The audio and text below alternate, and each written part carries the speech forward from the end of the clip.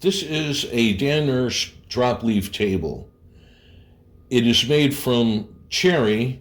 The top is a cherry veneer with a figure in it. It had been cut closer to the root of the tree. The table was manufactured at the Erskine and Danforth Corporation, otherwise known as Danersk Furniture. This is their company on Dock Street in Stamford. This is a Danersk salesman book.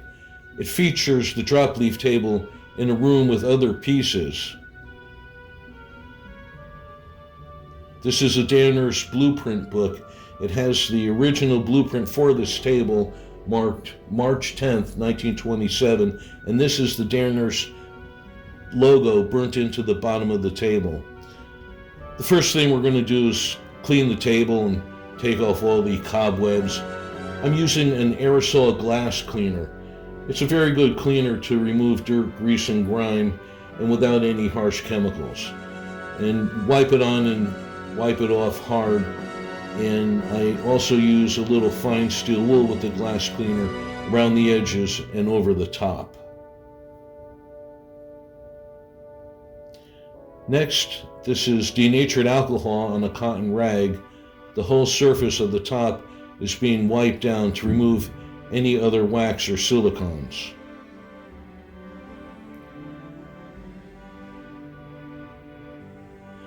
This is 4-0 steel wool, rubbing the top going with the grain to smooth off and prepare the finish for restoration.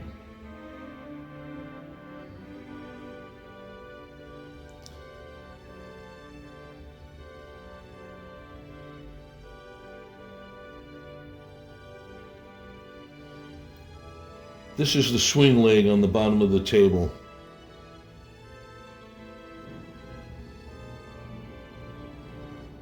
Removing the hinges from the drop leaf table and the drop leaf. The table is getting cleaned with glass cleaner and steel wool in the cove of the table to remove years of grease and grime. The base is going to be scrubbed with brushes and glass cleaner over all the details of the legs.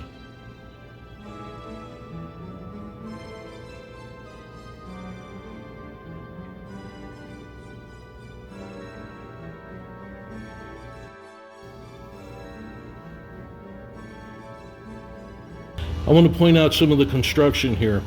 This leg, it's a turning, done on a wood lathe, and on the end of the turning, they would have left a block.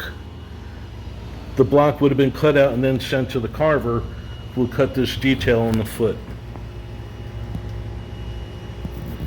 The base is made of turnings put together. The joints are mortise and tenon into the legs with a peg that goes through the mortise and tenon joint. They took a chisel and from four sides, they peen the top so it's a diamond shape. The swing leg, it's made of 3 turnings. Each joint is mortise and tenon and has a peg. The leg on the top is notched into the apron so that when it opens, it closes flat into the notch. I'm going to remove the old metal domes from the bottoms of the legs. 100 sandpapering to smooth off years of buildup, and sealing the bottoms of the legs with clear shellac, drilling a pilot hole and inserting new Teflon glides to the leg bottoms.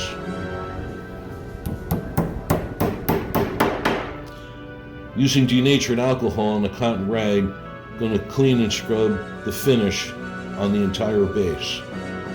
220 sandpaper on all the flat edges of the legs, and fine steel wool rubbing down the finish on the turnings.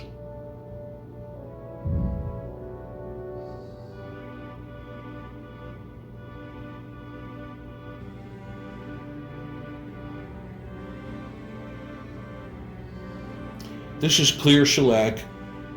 Going to give a light coat over the entire base.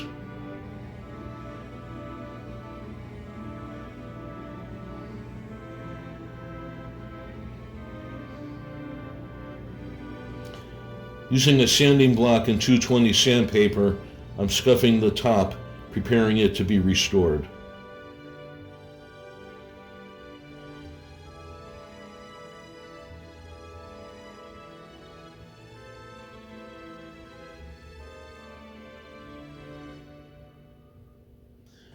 Color pigmented in with water-based putty is pushed into all the scratches and dents where needed.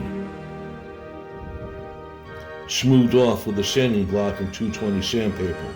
Now the entire top gets a light coat of clear shellac. The shellac makes a good barrier coat between products.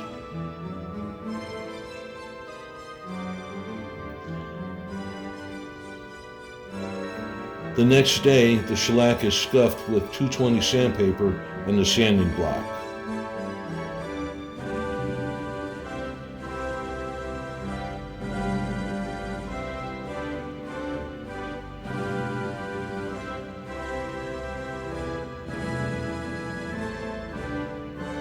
And now steel wool the entire top with fine steel wool.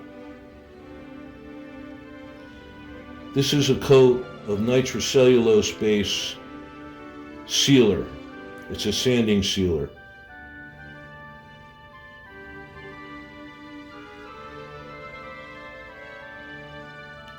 The next day, the sanding sealer is smoothed off with 220 sandpaper and the sanding block. Lacquer mixed with colored pigments is used to touch up where the putty was and edges where needed.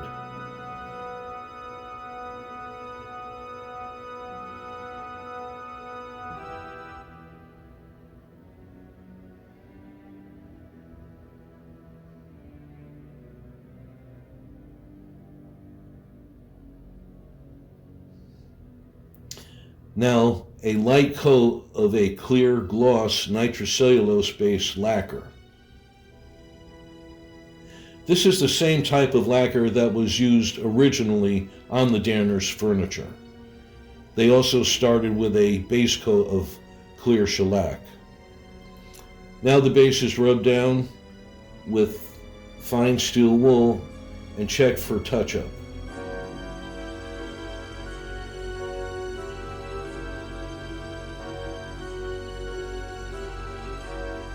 The touch-up is sealed with clear shellac.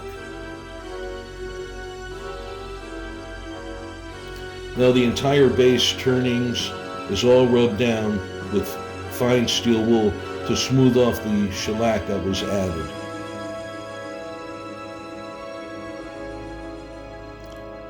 A clear paste wax is used over the finish and buffed up with a microfiber rag.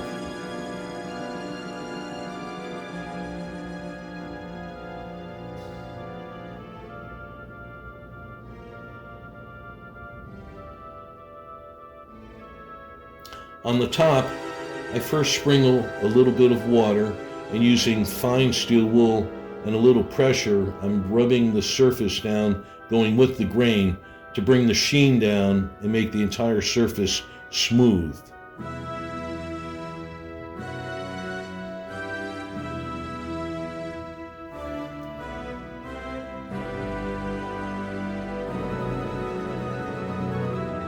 (1,000) water sandpaper is used with the water over the surface next to make sure there is no hairs or anything, that the entire surface feels smooth. And finally, another rubbing with fine steel wool.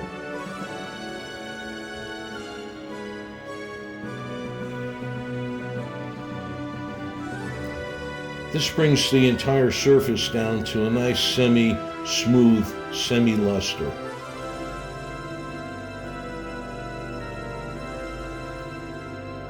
Paste wax is applied next over the finish.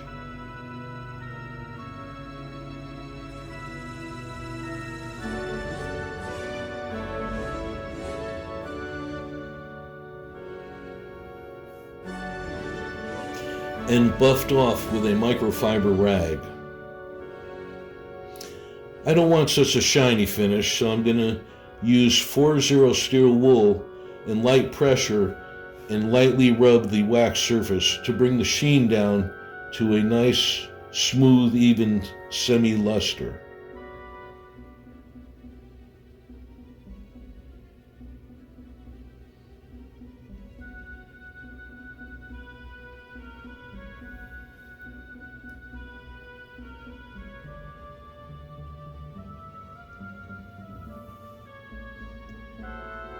This is a type of finish I like, especially on my vintage and antique furniture.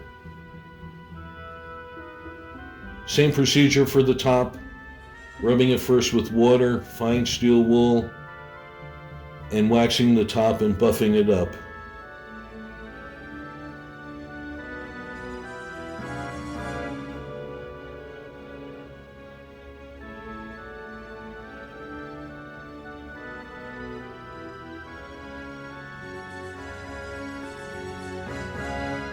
Soften the sheen with the fine steel wool.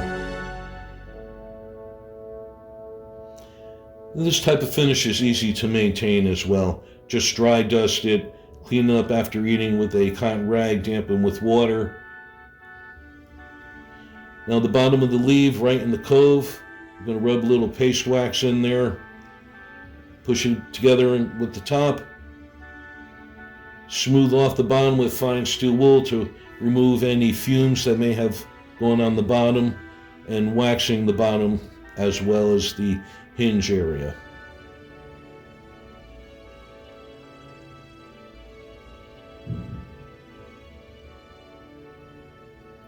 The hinges are pushed into place and all the screws attached.